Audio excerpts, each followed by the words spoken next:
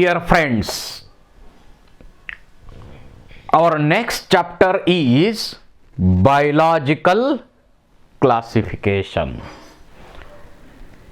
एवढ्या मोठ्या प्रमाणात लिव्हिंग ऑर्गॅनिझमच्या व्हरायटीज आपल्याला पाहायला मिळतात अर्थवरती.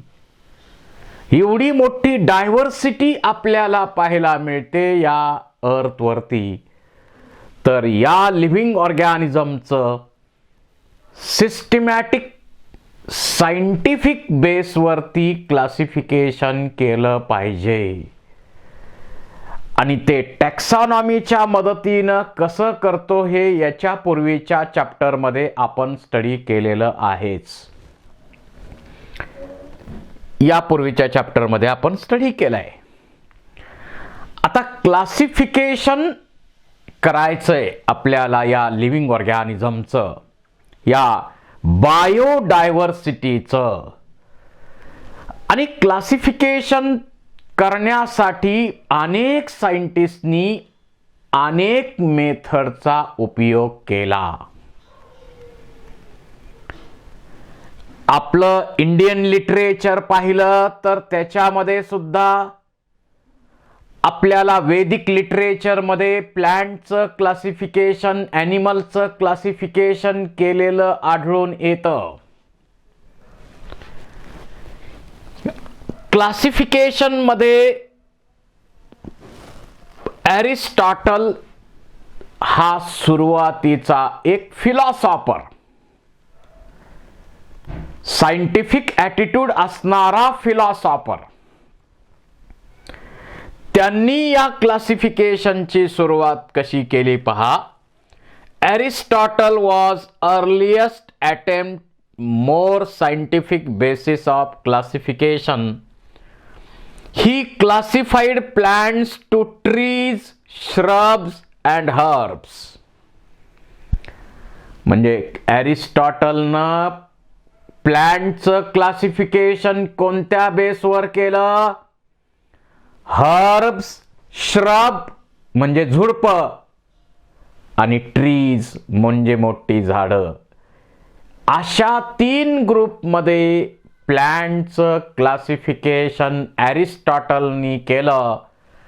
आणि ॲनिमलचं classification animals with red blood and animals without red blood.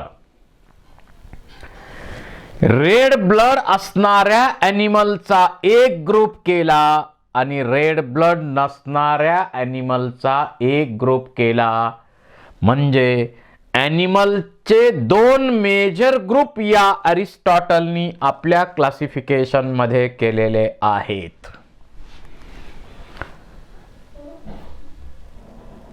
त्यानंतर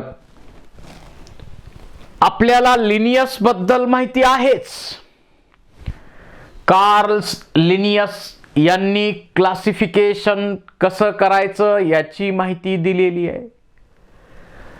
बायनॉमियल नॉमनक्लेचर सिस्टीम त्यांनी सांगितलेली आहे. प्रत्येक ऑर्गॅनिझमला, प्रत्येक स्पीसीजला सायंटिफिक नेम कसं द्यायचं हे याचे रूल्स याच्या सिस्टीम मध्ये आपल्याला पाहायला मिळतात.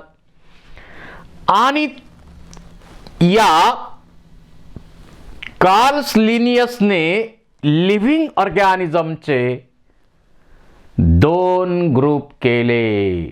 दिस is the 2 kingdom system of classification. या अर्थवरती जेवढे काही लिव्हिंग ऑर्गॅनिझम आहेत त्यांचे या कार्ल लिनियस आणि आणखी काही सायंटिस्ट असतील त्यांनी फक्त 2 ग्रुप केले, प्लांट्स आणि animals. Kingdom plantae, kingdom animalia. Even Bentham Hooker पर्यंत आमच्या काळात आम्ही बेंथाम हुकरची सिस्टीम वाईडली ॲक्सेप्टेड म्हणत होतो. आत्ता काळ तसा नाही आहे. बरेच बदल क्लासिफिकेशनच्या सिस्टीम मध्ये आता झालेले आहेत. तिथपर्यंत लिव्हिंग ऑर्गॅनिझमचे दोन मेजर ग्रुप केले, kingdom plantae and kingdom animalia. So in earlier systems of classification, in two kingdom system of classification, all living organisms are grouped into kingdom Plantae and kingdom Animalia. फंजाय या group मध्येच ठेवलेत, bacteria या plenty group मध्येच ठेवलेत, protista animal group मध्ये ठेवलेत.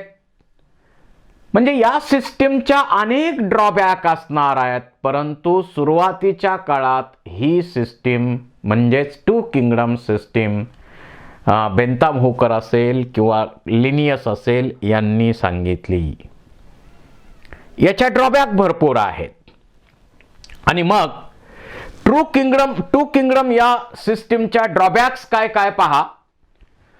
Prokaryotes like bacteria, cyanobacteria and eukaryotes like fungi, mosses, fern, gymnosperm, angiosperm या सर्वांना प्लॅन्टी किंगडम मध्ये ठेवलं गेलं.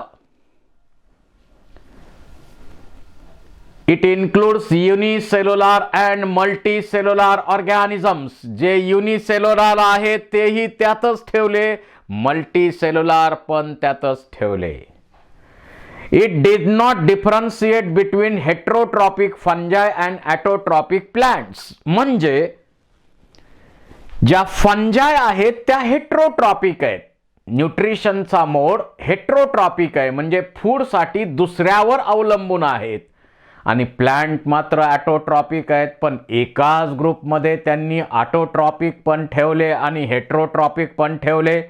So these are some drawbacks of two kingdom system of classification. आणि मग याच्यामध्ये काही ना काही आपल्याला बदल केला पाहिजे. याच्यासाठी अस्तित्वात आली पुढं three kingdom system of classification. आणि ती सिस्टीम हॅकेल नावाच्या सायंटिस्टनं सांगितली.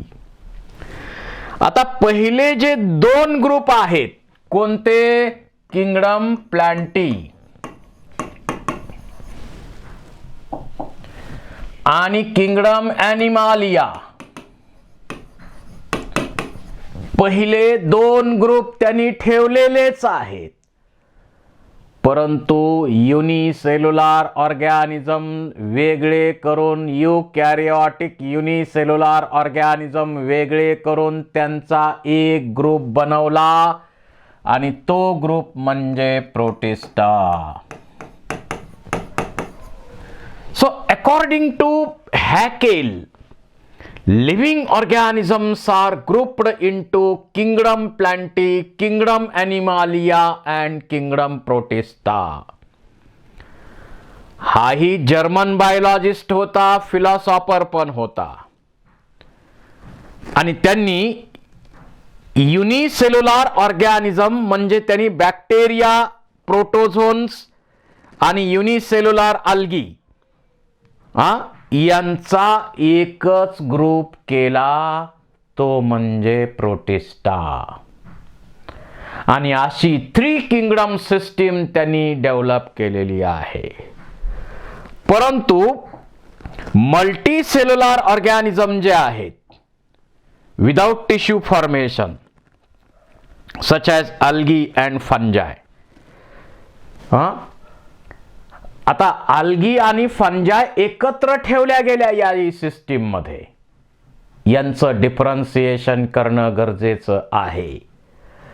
आणि मग ही थ्री किंगडम सिस्टीम सुद्धा आपण मान्य करू शकत नाही. आणि यामध्ये ज्या ड्रॉबॅक्स आहेत त्या ड्रॉबॅक्स ओव्हरकम करण्यासाठी पुढं थ्री किंगडम सिस्टीमच्या ऐवजी पुढं फोर किंगडम सिस्टीम एस्टॅब्लिश केली. This system was proposed by Copeland in 1956. त्यामध्ये त्यांनी ॲडिशनल 2 किंगडम निर्माण केले. एक मोनेरा की ज्याच्यामध्ये बॅक्टेरिया, ब्ल्यू ग्रीन अल्गी ठेवले आणि प्रोटिस्टा ज्याच्यामध्ये प्रोटोझोन्स ठेवले, ब्राऊन अल्गी आणि फंजा या ग्रुपला ठेवलेला आहे. म्हणजे यांनी प्रोकॅरियोटिक ऑर्गॅनिझम वेगळे करून, म्हणजे सर्व टाईपच्या बॅक्टेरिया वेगळ्या करून आणखी एक ग्रुप वाढवला. पूर्वीचे जे ग्रुप्स होते ते कोणते? प्लॅन्टी, यांनी तसंच ठेवलेलं आहे. त्यानंतर ॲनिमालिया, तेही तसंच ठेवलेलं आहे. प्रोटिस्टा आणि त्याच्याबरोबर त्यांनी आणखी एक ग्रुप निर्माण केला, तो म्हणजे Monera. So this is the 4 kingdom system of classification. परंतु याही सिस्टीमच्या ड्रॉबॅक्स आहेत. त्यामुळे ही सिस्टीम सुद्धा 100% मान्य करता येत नाही आणि त्याच्यामुळं या सिस्टीम मध्ये बदल करून पुढची सिस्टीम एस्टॅब्लिश केली आणि ती 5 किंगडम सिस्टीम ऑफ क्लासिफिकेशन. तुम्हाला MCQ विचारला जाईल, which of the following is a widely accepted system of classification. 5 kingdom system is widely accepted system of classification,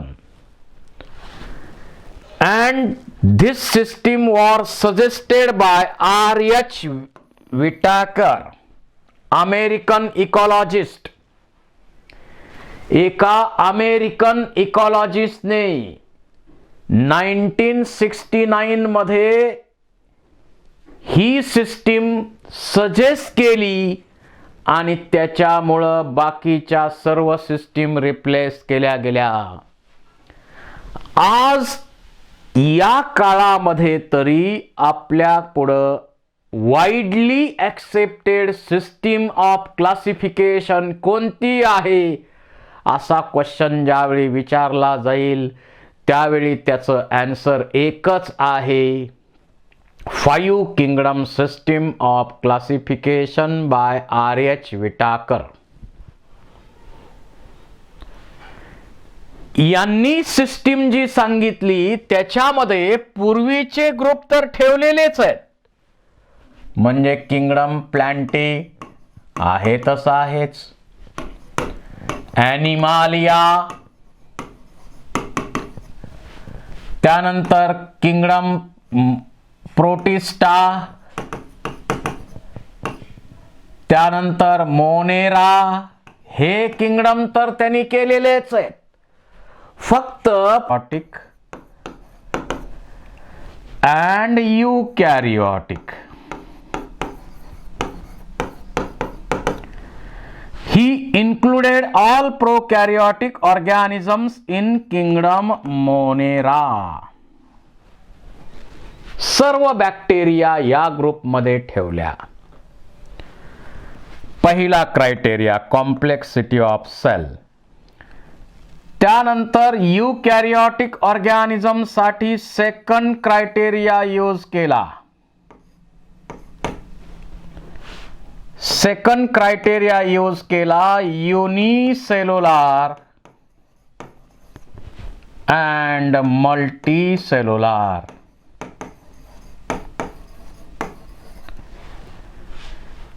आणि त्यामध्ये जेवढे काही युनिसेल्युलर ऑर्गॅनिझम्स असतील, यूकॅरियोटिक युनिसेल्युलर ऑर्गॅनिझम असतील, ते सर्व किंगडम प्रोटिस्टा या ग्रुपमध्ये ठेवले. त्यानंतर मल्टीसेल्युलर ऑर्गॅनिझमचं क्लासिफिकेशन. मल्टीसेल्युलर मध्ये मोड ऑफ न्यूट्रिशन हा क्रायटेरिया यूज केला आणि ऑटोट्रॉपिक आणि त्याबरोबरच हेटेरोट्रॉपिक या बेसवर क्लासिफिकेशन केलं आणि सर्व ऑटोट्रॉपिक ऑर्गॅनिझम किंगडम प्लॅन्टी मध्ये ठेवले. Multicellular autotrophic organisms are kept in kingdom Plantae. आणि लाईफस्टाईल हा पुढचा क्रायटेरिया त्यांनी यूज केला आणि त्या बेसवर लिव्हिंग ऑर्गॅनिझम्स मध्ये दोन ग्रुप केले. लाईफस्टाईल कशी आहे त्यांची, म्हणजे फूड जे घेतलं जातं ते इंजेस्ट केलं जातं का सॅप्रोफायटिक मोड आहे, या बेसवर इथं क्लासिफिकेशन केलं. आणि सर्व ॲनिमल्समध्ये ॲनिमल यांच्यामध्ये ॲनिमालिया यांच्यामध्ये इंजेस्टिव्ह मोड ऑफ न्यूट्रिशन आहे. आणि जे डिकम्पोजर्स आहेत मेनली किंवा सॅप्रोफायटिक मोड असणारे आहेत त्यांचा एक ग्रुप केला, त्याला आपण म्हणतो फंजाय. फंजाय कसंही त्याचा उल्लेख केला जातो. So according to R.H. Whitaker system of classification, living organisms are grouped into kingdom Monera, kingdom Protista, kingdom Plantae, kingdom Animalia and kingdom Fungi. Living organisms are grouped into these 5 kingdoms, so it is 5 kingdom system of classification. इथं प्रत्येक ऑर्गॅनिझमला proper position देण्याचा प्रयत्न यांनी केला. फायलोजेनिक relationship जी आहे, फायलोजेनी evolutionary relationship पण यामध्ये reflect होते. त्यांच्या म्हणण्यानुसार लिव्हिंग ऑर्गॅनिझम जे आहेत त्यामध्ये सुरुवातीला मोनेरा म्हणजे बॅक्टेरिया अस्तित्वात आले असावेत. त्यांच्यामध्ये इव्होल्युशन होऊन मग प्रोटिस्टा अस्तित्वात आले असावेत आणि प्रोटिस्टा पासून प्लांट लाईक प्रोटिस्टा आणि प्लांट लाईक प्रोटिस्टा पासून kingdom Plantae, animal like protista पासून किंगडम ॲनिमालिया आणि फंजाय लाईक प्रोटिस्टा पासून किंगडम फंजाय. अशा प्रकारे इव्होल्युशन झालं असावं असं R.H. विटाकर आपल्या सिस्टीम मध्ये सांगतो. So this is the most widely accepted 5 kingdom system of classification. So evolutionary relationship is a better reflected.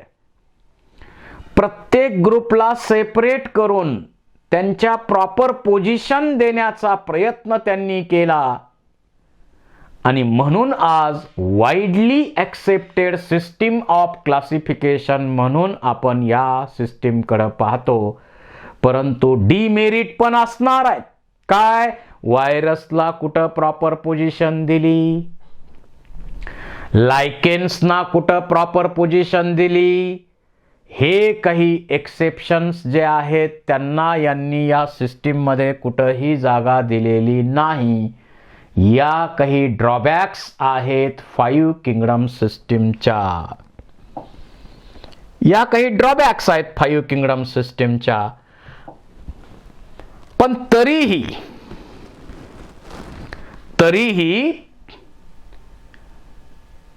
आज वाईडली ऍक्सेप्टेड सिस्टीम म्हणून याच सिस्टीमकडे आपण पाहतो. काय मेरिट्स आहेत पहा. All organisms have been given proper taxonomic position. सर्वांना प्रॉपर पोझिशन टॅक्सॉनॉमी मध्ये दिलेली आहे. It represents better relationship in regard to levels of organization and nutrition modes. कोण कोणापासून सुरुवातीला मोनेरा अस्तित्वात आले, नंतर प्रोटिस्टा मध्ये प्लांट लाईक प्रोटिस्टा, त्यांच्यापासून Plantae, animal like protista, animal त्याच्यापासून ॲनिमालिया, फंजाय लाईक प्रोटिस्टा, त्याच्यापासून kingdom फंजाय. Unicellular eukaryotes like Euglena kept in Protista. Morphologically and physiologically different organisms like bacteria, cyanobacteria kept in kingdom Monera. परंतु demerit सुद्धा आहेतच. काय? This system fails to give proper position to viruses. Protista is a group of diverse organisms with different directions of evolutionary higher forms. Protista मध्ये भरपूर variety आहे, diverse form आहे. The 3 higher kingdoms are polyphyletic.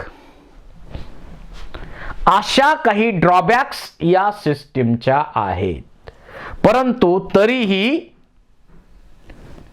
आज widely accepted system आहे हीच 5 kingdom system of classification.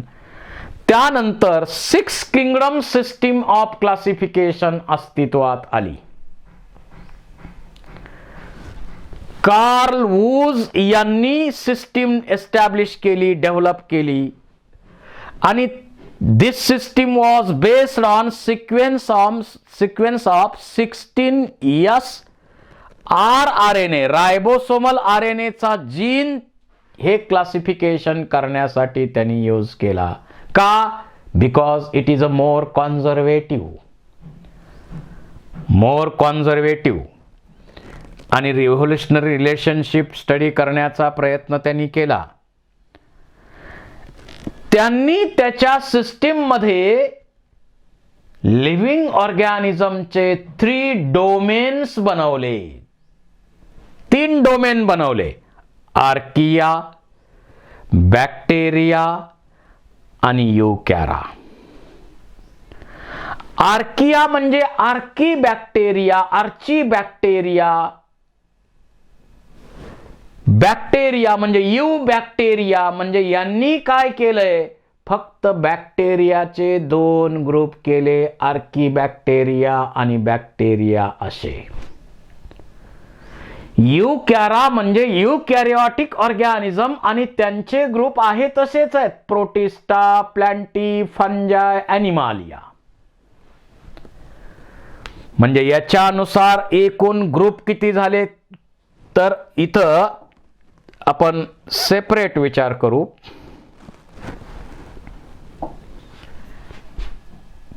Carl Wood divides living organisms into 3 domains like archaea, bacteria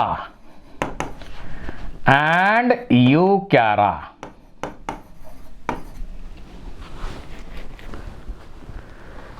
आता आर्की bacteria सर्व यामध्ये ठेवलेले आहेत. आर्की बॅक्टेरिया सर्व यामध्ये ठेवलेले आहेत. त्यानंतर यू बॅक्टेरिया सर्व या ग्रुपमध्ये ठेवलेले आहेत. आणि यूकॅरा जे आहे त्याचे 4 ग्रुप्स पूर्वी जसे होते तसे 4 आहेतच ते.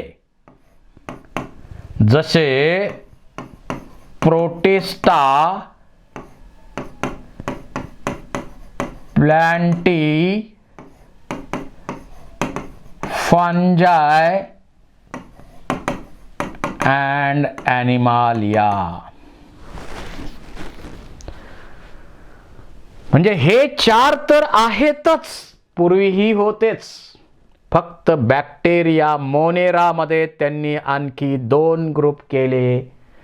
16S हा रायबोसोमल RNAचा जीन जो हायली कॉन्झर्वेटिव्ह असतो त्याचा विचार करून, इव्होल्युशनरी रिलेशनशिपचा विचार करून त्यांनी हे 3 डोमेन बनवले किंवा 6 किंगडम बनवले आणि ही आहे 6 kingdom system of classification.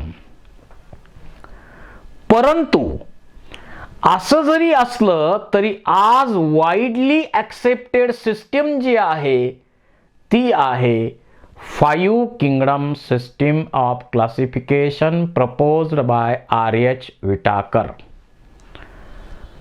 So these are various systems of classification. Classification करताना अनेक या सिस्टीम अस्तित्वात आल्या. हे 5 किंगडम सिस्टीमचं जे आहे ते सांगितलेलं आहे इथं. आता यामध्ये 5 किंगडमच्या ज्या कॅरेक्टर्स आहेत त्या कॅरेक्टर्स कशा आहेत त्या विचारात घेऊ. R.H. Whittaker यांनी आपल्या सिस्टीममध्ये अनेक गोष्टींचा समावेश केलेला आहे. Whether the living organisms are prokaryotic eukaryotic म्हणजे complexity of cell, complexity of body unicellular का मल्टीसेल्युलर, मोड ऑफ न्यूट्रिशन म्हणजे ऑटोट्रॉपिक हेट्रोट्रॉपिक आणि लाईफस्टाईल यांचा विचार करून लिव्हिंग ऑर्गॅनिझमचे 5 मोठे ग्रुप बनवले. त्यालाच आपण म्हणतो 5 kingdoms: Monera, protista, fungi, Plantae, Animalia. आता त्याच्यामध्ये पहा, मोनेरामध्ये सेल कशा आहेत? प्रोकॅरियोटिक आहेत. राहिलेल्या 4ही ग्रुपमध्ये यूकॅरियोटिक आहेत. Now question may ask, eukaryotic ऑर्गॅनिझमचे किती किंगडम बनवले? 4 किंगडम बनवले. Protista, fungi, Plantae, Animalia. आता मोनेरामध्ये सेल वॉल कसा आहे? नॉन सेल्युलोजिक आहे, पॉलिसॅकॅराइड आणि अमिनो ऍसिड न बनला. पेप्टाइडोग्लायकॉन, सुडोपेप्टाइडोग्लायकॉन. प्रोटिस्टामध्ये म्हटलं तर जे प्लांट लाईक प्रोटिस्टा आहेत त्यांच्यामध्ये सेल वॉल असतो.